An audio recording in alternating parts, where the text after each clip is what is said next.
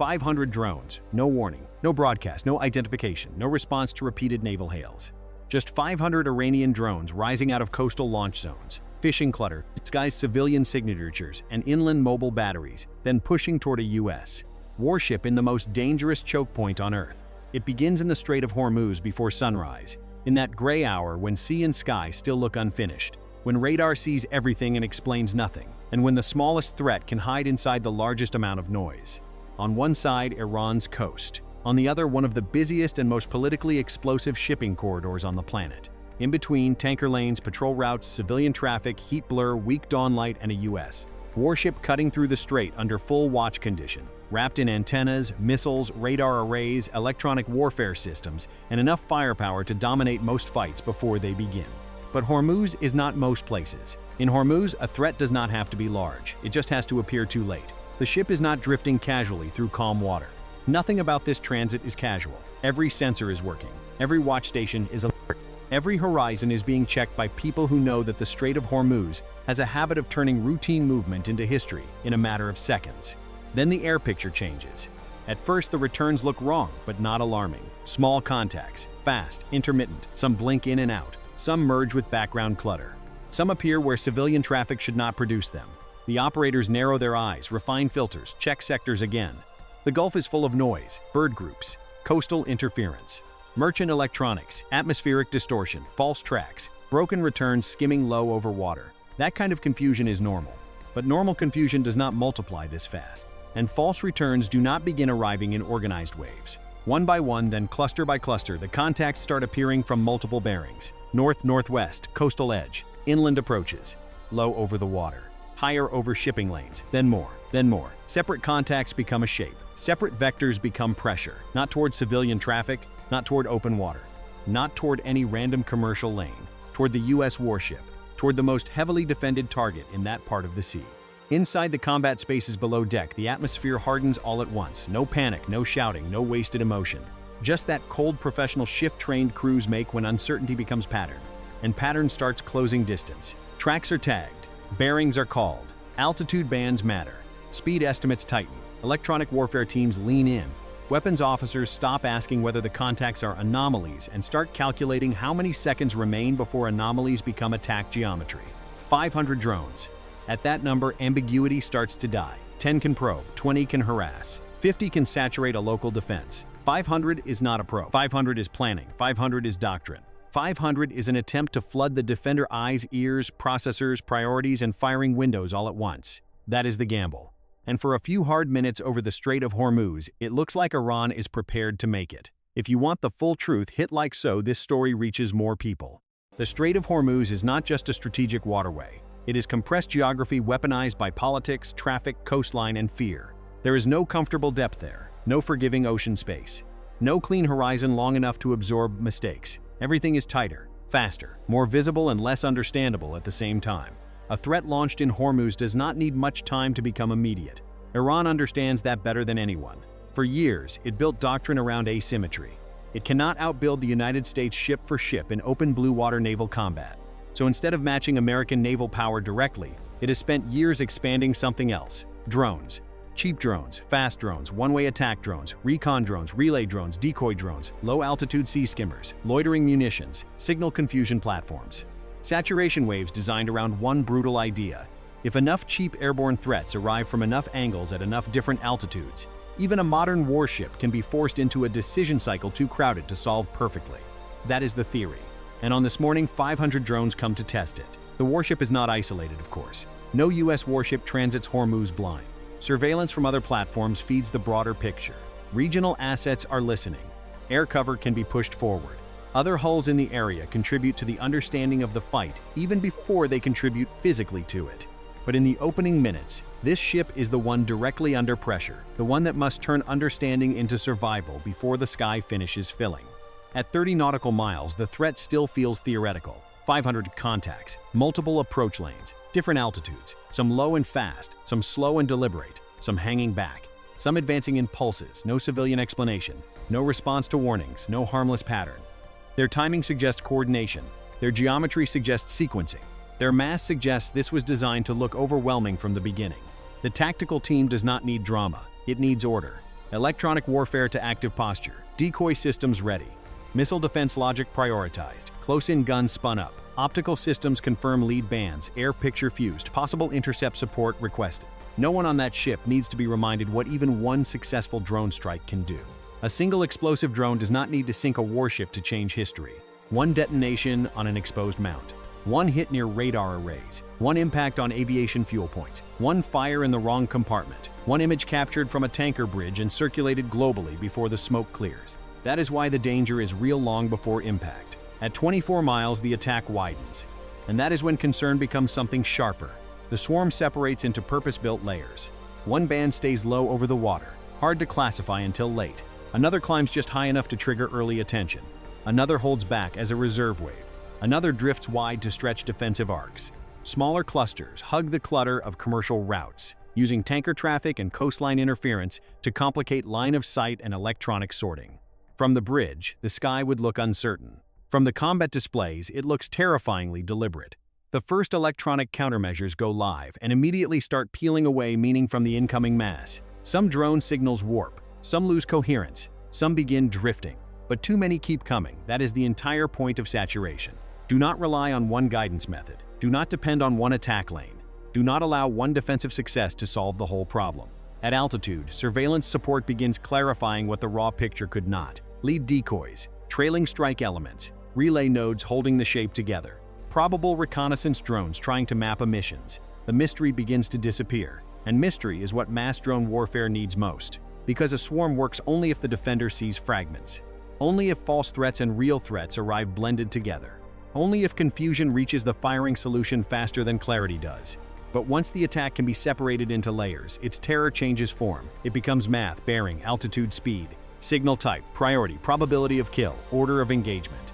And math is merciless to cheap systems entering disciplined defense. The lead drones keep coming. Through optics, some now show their character clearly. Small fuselages, pusher props, fixed wings. Others are quadrotor-style spotters. Others move like one-way attack platforms optimized for terminal approach at low altitude.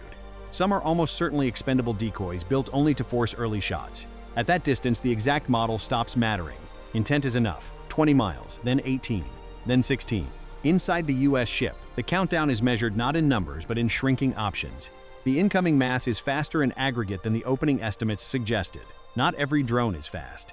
That is what makes the picture dangerous. Some are designed to arrive early, some late, some to trigger fire, some to survive behind the fire. Warnings continue. Challenge signals. Directed broadcast. Electronic disruption. No response, no reduction, no break in convergence. If anything, the formation grows more disciplined. That is the logic behind the attack. Do not present one clean target set at a time. Present too many. Force the defender to spend expensive missiles on cheap platforms. Force the system to prioritize under pressure. Force the humans inside the system to choose what gets through. But the defenders are not working blindly. Their advantage is integration, radar, passive sensors, optics, electronic support, regional tracking, signal analysis, all of it folding into one layered picture. Not one ship fighting 500 drones alone, but one warship plugged into a wider nervous system.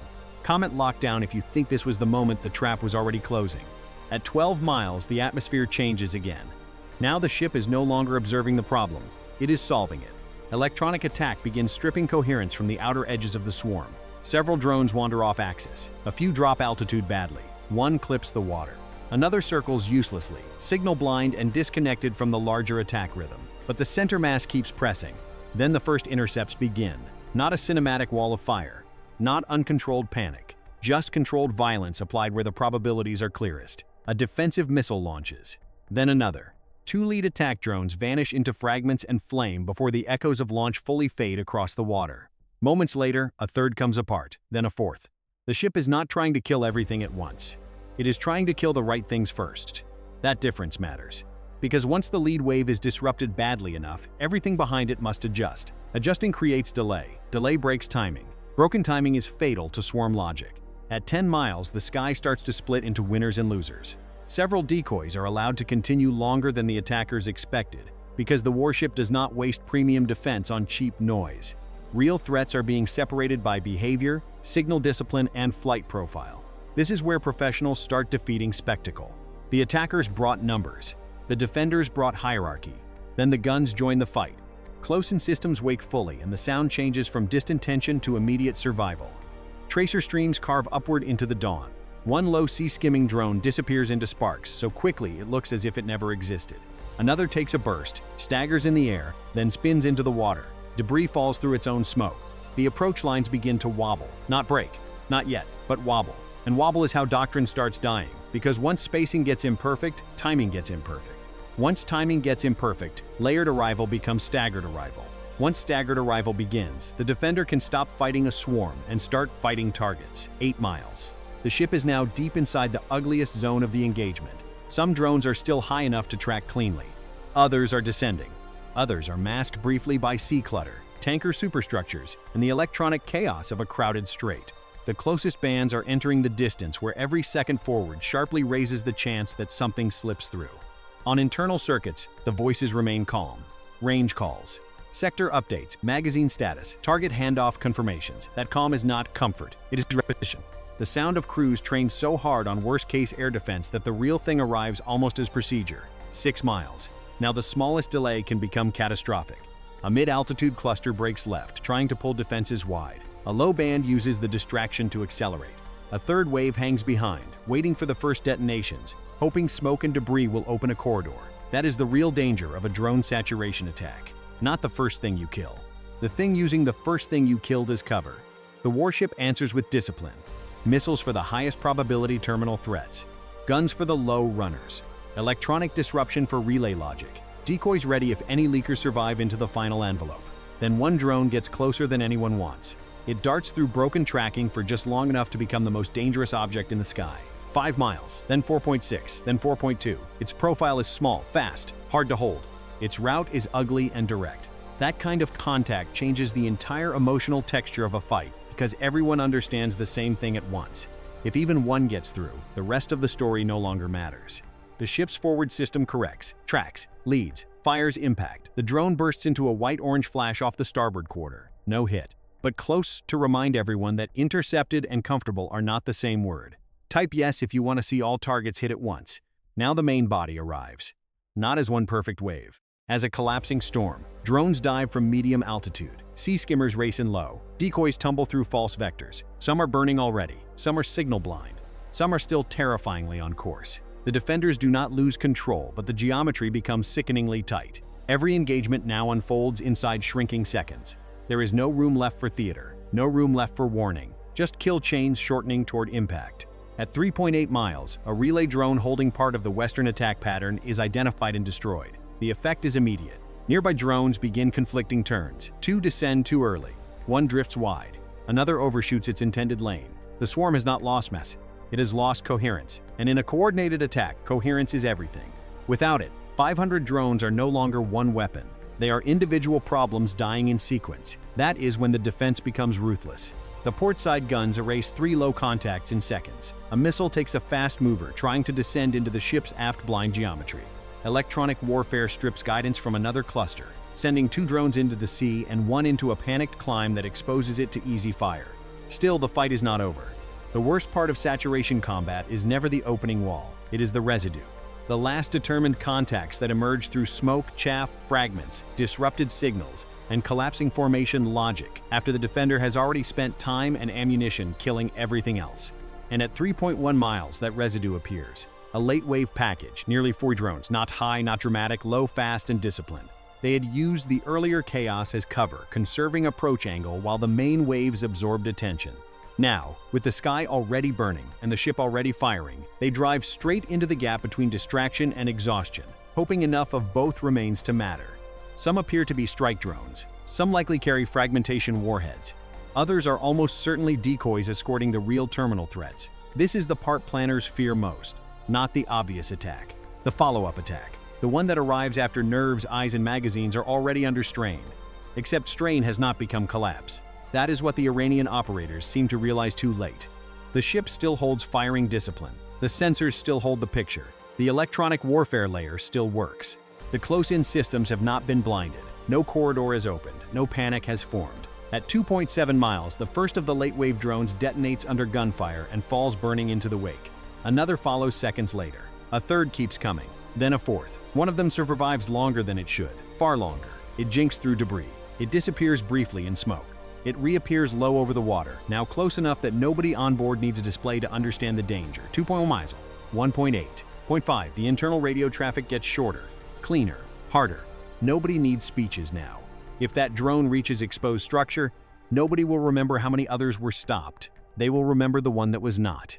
The gun mount walks fire across the waterline. Miscorrection. Impact. The drone blooms into flame and shrapnel, scattering wreckage across the sea. The next one is worse. Burning already, half blind, still coming. It looks less like a machine now and more like momentum with explosives attached. A defensive burst tears through the fuselage. It detonates roughly 600 meters from the ship. Not a hit, but not comfort, a military near disaster. For a moment, some on the net are not fully sure whether fragments struck topside. They did not. But the margin has nearly disappeared. At that exact moment, the ship answers with precision instead of fear. Another relay node is found. Destroyed. And with that, the remaining low contacts lose their timing. One accelerates too early. Two converge into each other's wake turbulence. Another drifts behind debris and emerges too late to matter. A final cluster tries to press anyway. But without rhythm, the sky stops functioning as an attack pattern and starts functioning as a kill box. The remaining drones are cut down one by one. Some by missile, some by gun, some by electronic blindness, some by simple failure after being forced off the route they needed. And still, one survives. One final terminal drone. Small, low, late, almost alone. That is what makes it so dangerous. There is very little left to distract the defenders from killing it, which means its only weapon is raw speed. And for a few terrible seconds, speed is enough. It survives one firing solution by skimming through debris. It survives a second because a previous intercept throws spray and smoke across the tracking line. It survives a third because it drops so low it nearly merges with the sea. It reaches a distance no attacking drone is supposed to reach against an intact US warship. 500 meters, then 400. At that range, nobody on deck needs optics. They can hear it. They can feel the engine in the air. Share this video so communities understand what was hiding in those small echoes. At the final instant, overlapping offensive solves the problem. Not by luck. Not by miracle. By sailors who have trained for the ugliest close-range defense problem of their careers and are now executing under the worst kind of pressure. The forward gun catches the drone broadside. A second burst follows half a heartbeat later. The fuselage disintegrates at roughly 310 meters. Fragments fan across the water.